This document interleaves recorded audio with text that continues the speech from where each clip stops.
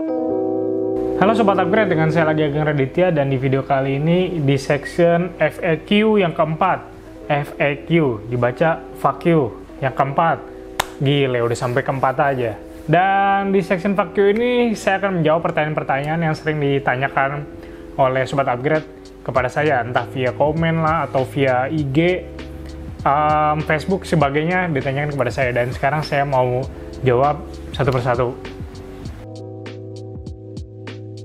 Dan pertanyaan pertama adalah, kenapa harga sepeda itu mahal? Sebenarnya bukan mahal ya. Jadi gini Sobat Upgrade, mahal murah itu jangan dilihat dari kemampuan atau kadar finansial kita, tapi dilihat dari value suatu barang. Contoh misalnya, dia bahannya steel, atau misalnya besi lah, high-ten, tapi harga sepedanya itu 12 juta. Dengan komponen yang ya entah turni atau barnya tuh masih steel lah semuanya.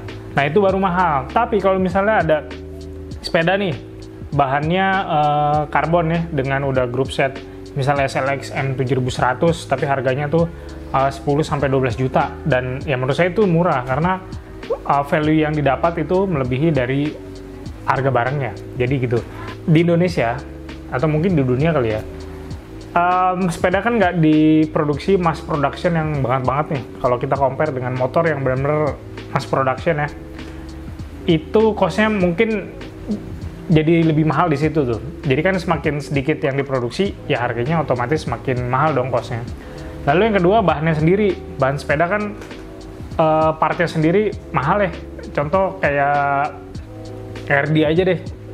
Misalnya untuk yang kelas mid entry aja kayak Dior kan sekitar 500.000 ya, itunya partnya udah mahal. Terus kedua, bahan sepeda sendiri kan aluminium, itu udah bahannya sendiri udah costly ya, itu satu. Dan kedua, karena di Indonesia kenapa nggak dibikin mass production yang banget, kebutuhan akan sepeda sendiri kan belum termasuk kebutuhan primer nih bagi sebagian orang, sekunder mungkin ya, atau mungkin tersier.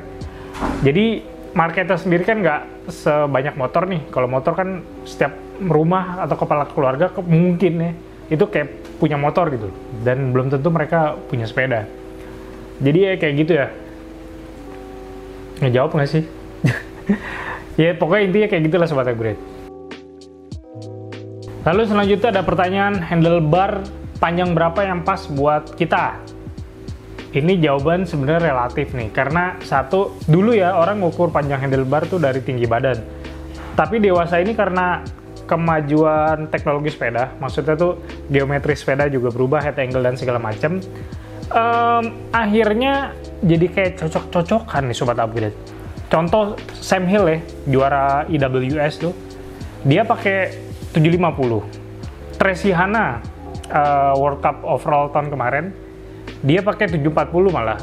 Dan ada kalau Greg Minnaar tuh, karena emang orangnya tinggi banget, dia pakai 800. Jadi misalnya kamu dapat handlebar panjang nih, dicoba dulu aja enaknya segimana. Karena buat saya sendiri sih ketika pakai 780 kayaknya terlalu lebar nih buat attack position, tuh terlalu lebar ya.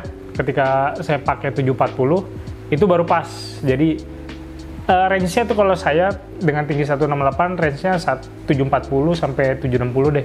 760 sih menurut saya udah terlalu panjang sih. Jadi idealnya sih memang dicoba sendiri ya.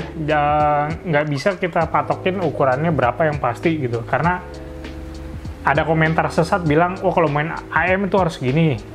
Kalau mau main DH harus gini nih, 780 atau 800. Enggak, itu sebenarnya agak sesat itu. Jadi yang benar kita coba gitu. Sebagai perbandingan di sini ada rider-rider juara ya, misalnya di World Cup dia pakai handlebarnya ukurannya segini-segini aja nih.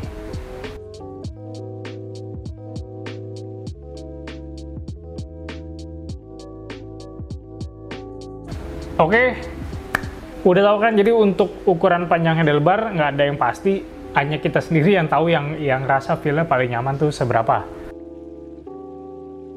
Enakan rear shock, air atau coil? Nah, ini nih agak berat nih, karena makin kesini saya ngeliatnya coil dan air itu, yang anginnya, itu udah kayak agama, Pak. Jadi udah kayak sekte gitulah. Kalau udah pakai coil tuh pasti kayak ngeledekin yang air nih. Sementara kalau yang udah air kayaknya mau ngeliat yang coil, ngapain sih lingkar-lingkar gitu, berat gitu. Saya dua-duanya pernah ngerasain yang coil dengan yang air. Kalau yang coil saya ngerasa memang lebih linear ya karakternya. Untuk small bump dia jadi lebih kerasa banget nih, lebih lebih reaktif lah. Dan juga untuk drop-dropan dia lebih plush. Cuman memang untuk paddling mungkin, tapi nggak semua shock juga sih. Mungkin untuk paddling dia terasa lebih ngayu nih kalau misalnya pakai coil, apalagi misalnya untuk paddling yang cukup heavy gitu. Kalau air sendiri kan yang angin ya, saya ngerasa dia lebih progresif tuh. Progresif tuh maksudnya semakin ditekan dia baru semakin berasa ya. Kalau linear kan mau bumpy yang kecil, rock garden yang kecil sampai yang besar tuh ya makin lama makin naik gitu. Nah kalau yang linear tuh cenderung lebih, kalau yang progresif tuh cenderung lebih grafiknya lebih gitu ya. Selanjutnya ada sepeda black market. Tentu mungkin sobat upgrade juga tahu nih, di Instagram sering banyak yang jual sepeda harganya murah yang nggak wajar gitu. Dia bilang sih sepeda black market, padahal itu Polygon Trail yang diproduksinya tuh di Indonesia, di sini. Jadi konyol aja kalau bilang ini sepeda black market. Kayak ya Polygon itu produksinya di Sidoarjo, sementara kalau United tuh kalau nggak salah di Cibubur ya. Trail itu apa sih namanya? Saya lupa, Trail cuman daerah Jawa Timur gitu deh. Jadi ini sepeda lokal, nggak mungkin ada barang black marketnya. Jangan tergiur dengan harga-harga murah karena fatal banget. Kasusnya udah banyak ya. Mungkin yang pemula-pemula itu nggak ngerti. Ngeliat nih harga misalnya Siskiyou D7 harganya cuma 700.000 atau sejuta. Terus ya udah dia niat beli. Ketika udah beli transfer barangnya nggak nyampe. Ya karena emang penipuan, nggak ada. Jadi jangan percaya dengan sepeda black market yang ada di Instagram dan sebagainya. Kalau kamu nemuin, sebaiknya report. Apakah FD atau front derailleur masih kepake untuk saat ini? Ya tergantung, kalau kamu jalanin dual chainring ya masih kepake. Cuma apa ya? Ini kita ngomongin mountain bike ya. Kalau sepeda kayu yang lain, yang lipat atau yang cukung saya nggak tahu nih. Tapi gini Pak, kita lihat sepeda high end aja deh. Contohnya kayak Santa Cruz dan YT. Itu mostly mereka running di single chainring karena satu, pabrikan tuh nggak mau pusing-pusing masalah pedal kickback ya atau anti squat ketika dipakai di dual chainring. Jadi mereka benar-benar fokus kepada suspensinya ya. Makanya itu sepeda-sepeda mahal tuh umumnya pada pakai single chainring, jadi belakangnya aja yang digedein. Saya sendiri pakai single chainring sampai sekarang sih belum ada keluhan nih, dan justru menikmati sekali gitu karena satu, simple, perawatannya gampang, ringan, settingnya gampang, apalagi ya terlihat keren aja di depan, jadi nggak ribet, dan juga kokpit tuh jadi lebih bersih karena kan cuman ada brake 2, seater 1, sama remote. Nah repotnya kalau kamu pakai dual chainring mau pasang dropper remote, nah gimana itu? Jadi kalau ada yang nanya FD masih kepake nggak? Ya kalau kamu running dual chainring sih masih kepake.